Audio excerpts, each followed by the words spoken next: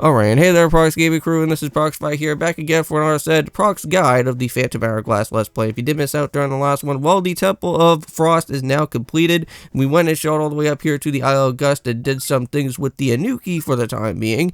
And if you guys do remember, we were trying to figure out who the culprit was of the fake Anuki, and that was going to be with Aru. Now, we just met up with Aru right there, just in a couple of seconds ago, and we will be meeting up with Aru again at some point within the mailbox, and he's going to actually give us a letter throughout there, and that is going to be transpiring into actually getting us another one of those said wisdom gems. Now, I want to say at this point in time now, we should be able to at least get ourselves our level 1 upgrade for our blue fairy. Now, there is something that we can do at the village of the Isle of Gust, but I can't really remember exactly on how we're going to be able to grab that chest, but I believe around within that way, there is another set of wisdom gem that will actually give us all the way up to the 10 that we do want. It's just that I don't know exactly on how we're going to be able to do that, so we'll have to, well, probably have to come back to this area a little bit later on, and then I'll try and head back to Spirit Island from there, so that we can go and try out with the said blue fairy, and see what type of specialty moves that that fairy is going to be able to go and have. Because if we already know that Leaf can be able to go and do a lot of extra different attack power and hit some, hit some enemies a little bit better for the attack damage, well, the blue fairy should at least have something a little bit better as well too in the process. But there we go, guys, so with a big 100 roops. So yeah, this is actually outside of the Temple of Frost, so if you are inclined of actually trying to grab any of the bonus treasures, I think that would be a better enough time for you to go ahead and do that, because you can actually go and find a power gem around within there. And here is the postman, and this is where we're going to be able to go and get the Aru letter, which then we'll be able to get ourselves with that wisdom gem. And while we are doing that here within this video for today, we are of course going to be going and doing some other things with Persona 4 Golden at this point in time. Originally, before there was another said planned video before this actual video within Persona 4 was going to happen, but just to kind of give you guys just a brief synopsis of everything that was going on from the original upload that I had before I accidentally deleted it. Basically, we have Marie all fully maxed out. We do have Chie all fully maxed out at this point in time, and I want to say that we now do have enough courage to actually go and build up for our time to go and meet up with Naoto, and we can then go and be able to do the social link with her to get that Fortune Arcana. So now what we're going to have to go and do here within our way of this game, though, however, is starting to make our return all the way back to the Ocean Temple for some more lovely phantoms sneaking around. And this one is going to be even more annoying than what the other previous one was all about from before. And if you guys ever want to go and head back to that yellow midway point, just as a reminder, you are going to have to run into the same exact type of time that you went and head into that midway point from before. But I think for us specifically is that I think it's just better for us to just go and just reset our time and just kind of make sure that we have a little bit of some extra type of, well, at least a little bit of some more leeway, since we do have a lot more extra sand within our Phantom Hourglass now from before. Because you guys remember, we went and bowed out with Glee, and that actually gave us quite a bit of some extra minutes for what we do need there. So before we actually go and head a little bit further into here, you guys may probably remember seeing this type of pole from before, and we couldn't really go and do anything about with it. Well, now we can actually go and do something about with it here, since we do have that. And just be careful of the swift phantoms, though. Unfortunately, we were not careful at all. But there is going to be a set one of those type of special chests that are going to be around within here, and that should give us another said courage spirit gem here. And I know that we're kind of having a little bit of some difficulties trying to find more of these type of courage gems, and they're kind of like the ones that are a little bit more trickier than the rest. But now, since we're all the way back over here, since we did a lot of deep diving throughout this way, you guys may probably remember this place where we found all those type of like shard pieces here. Well, now we're going to have to do it in a special type of combination of ways. So it actually has to be square, circle, and then triangle. And that is how we're going to be able to open up with the next 3 other floors for then the northwestern sea chart to finally make its appearance there soon. So let's open up this way, and while heading on through this area now, we should be able to hear that there should be an earthquake sound. That kind of feels vaguely familiar to the last time that we went and had an earthquake sound, and that was all the way back when we went and tried to head on over into the way of the Triforce part, right? And that was where we got all the little extra other situations within the Ocean Temple from before.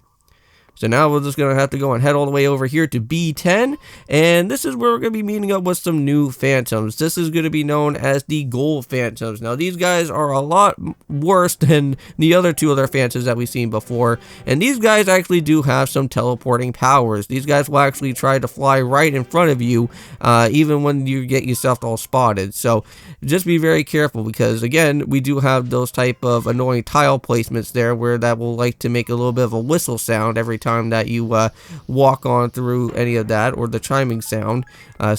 And we also can't forget that the Phantom Eyes are going to be making its appearance there. So even if a Phantom Eye does spot you, those type of gold phantoms will start making their teleporting powers happen.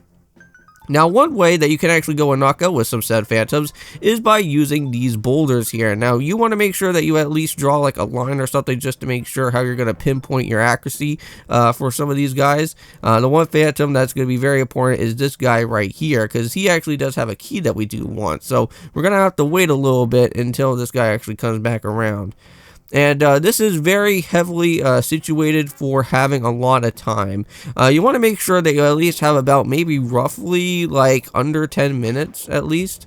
Because like if you don't actually have around that said type of time, and if you kind of run into this area within like having like about like maybe like 2 minutes or about like a minute or so, like it's going to be a little bit more of a hectic type of challenge just trying to get through these 3 other floors, because like the last type of floor is going to be one of the most difficult and most frustrating of the ones by far that you're going to have to go and do. And that said type of area is just right before going and doing the whole type of things with Bellum at that point in time within the Ocean Temple.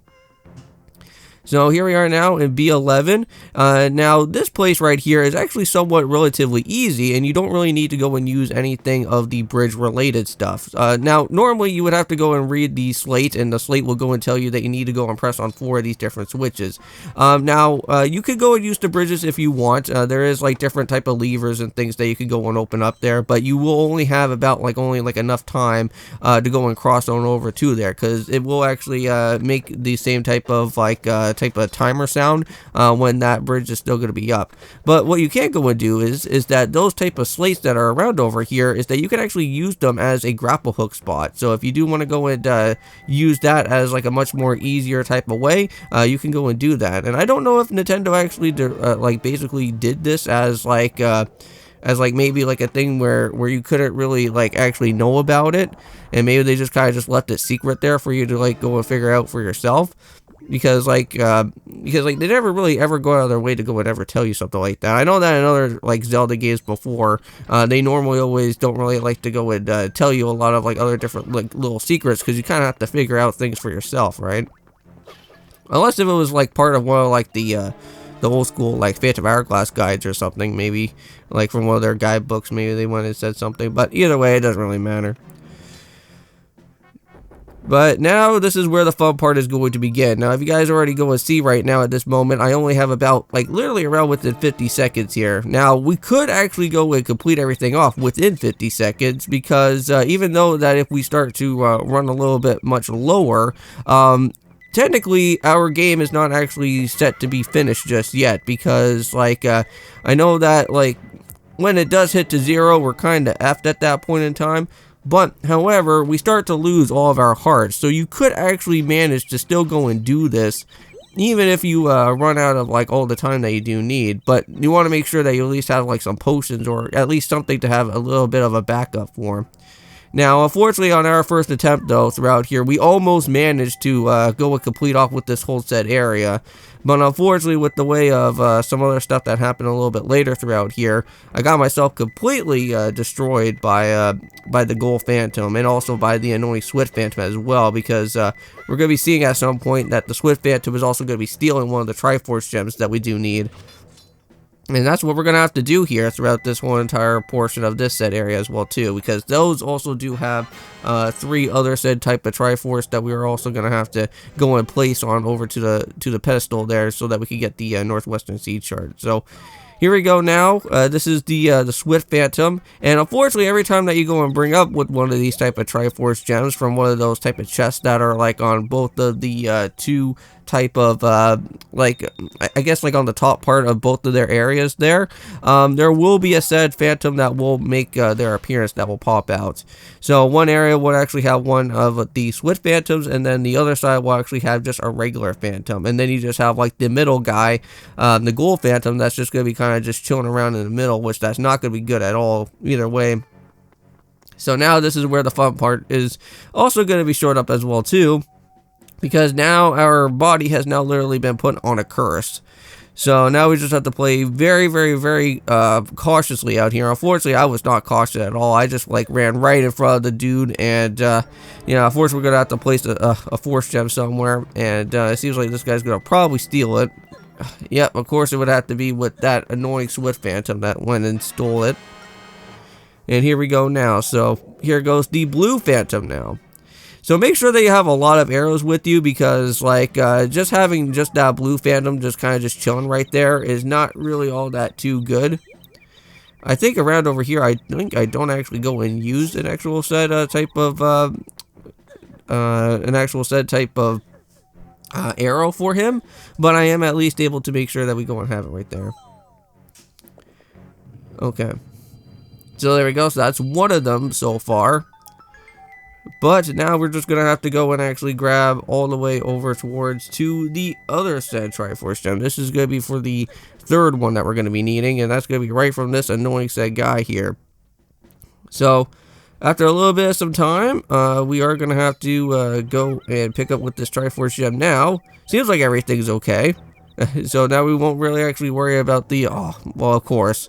Yeah, and unfortunately, the one annoying thing is that we are going to have to go and see that those annoying whiz robes are finally going to be making their appearance as well, too, which that put a big, huge type of downer problem on that, because when we got ourselves attacked by all of that, oh, that, like, caused out much more of a problem, because we would have been able to at least somewhat complete all of this.